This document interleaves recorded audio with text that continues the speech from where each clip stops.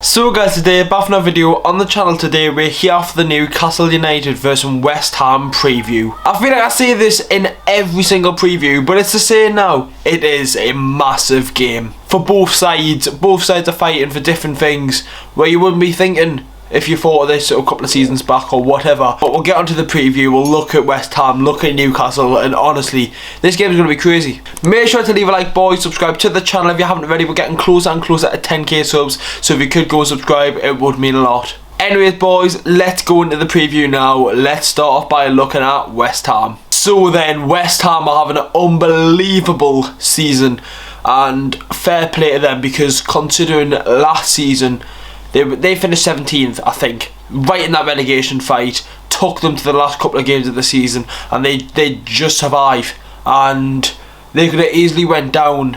And this season they've turned it around. Out of their first 8 games, at the top 7, and then us on the first game of the season, and they got beat to us. We beat them 2-0 at their place, and then they didn't really do great at the start of the season, and then ever since January it's just went up, and they've went up and up that table and got some really big results. One man who does deserve credit, it is David Moyes. He came in and he was the former West Ham manager, and then he comes back to West Ham, which I think is a bit dodgy considering what they said on the post about him getting sacked. It was like, look, we want to build a bigger and better club, and we didn't feel David Moyes was the right man. And then you've brought him back in, and fair enough, you've got 4th in the league, which is unbelievable for you, but the way you treat him isn't great, and it's not nice for him to sack him and then bring him back in. And I don't think that's fair on him, even though he is a Macca manager and sent them down, so I'm not going to complain about that. But he's done it for years. The thing is though about David Moyes, it's the Man United season that sticks out. That him and Everton, Everton were a good side, always go for Europe when he was there, and then goes to Manchester United, and then it ruins his career. If he doesn't go to Manchester United, everyone's saying David Moyes is a good manager, but since he had that season at Manchester United, he gets bantered for it, and I don't think that's fair on him, because he's done wonders this season. Especially when you look at their team, they haven't got the greatest of teams. Honestly, I'm not even being biased here. I could put our team against West Ham's team, and hard to pick player from player if you play the same formation. As well as players, let's move on to players now for West Ham. The big one for me at the minute is obviously Jesse Lingard. I'm honestly so happy for him, because I'm a person who slated Jesse Lingard at Manchester United. I didn't think he was good. I think he was massively overrated, even when he was at the World Cup. I thought he was still overrated then. When Ollie came in, he had a little moment where he started doing well, and then it just crumbled. And honestly, fair play to him, because he's the most formed player I think in the world. Who's in better form in the world at the minute than Jesse Lingard? He's done absolute wonders for West Ham. I think it's 8 goals or something and so many assists. I've brought him into the fantasy team. He got 2 goals on the weekend against Leicester. He's doing bits, and it's great to see him smiling again, because he was a very good player, and then he had that dip and everything that happened with his family. For him to bounce back, and then now getting targeted with Real Madrid, I think it's mad. Thomas Souček, another FPL favourite, what a player he is, mind. Him and Kufal, the 2 Czech Republic players, honestly fantastic, them 2 this season. Both underrated, both brilliant players, and they've done so well for West Ham this season.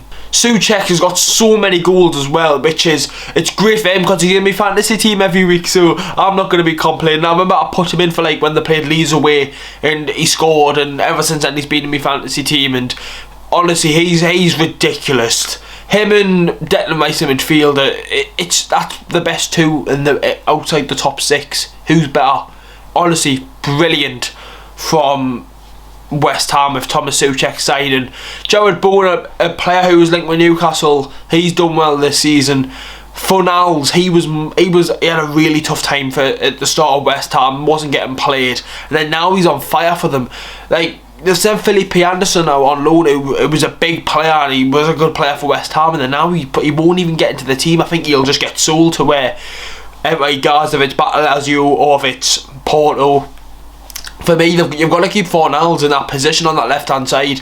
The striker situation, they've got Antonio, who's a beast at the minute, but I think it's a player that they need a big striker. And yes, they did have Haller, and he only lasted a season and a bit, then they sold him off. I think they need a big striker and probably a big centre back, and that could help them next season if that's Europa League or Champions League.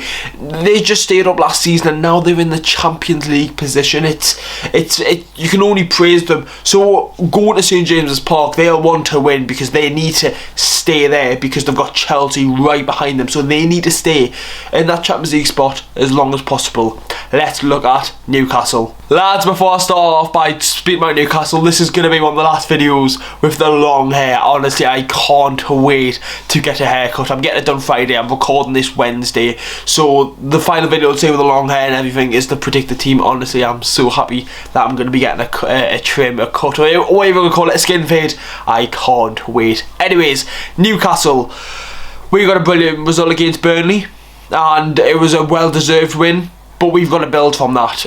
We seen West Brom win again, and that's scary. They're only 8 points behind Newcastle. They could easily win another 2 games out of their last, I think it's 7 or 8. They can win games. They've shown that they've got a decent side. Big Sam knows the Premier League, and that's the thing that's a bit scary. He knows what he's doing as a manager. So does he keep them up? He'll love to send Newcastle down. This is a massive game for Newcastle, being at St James's Park.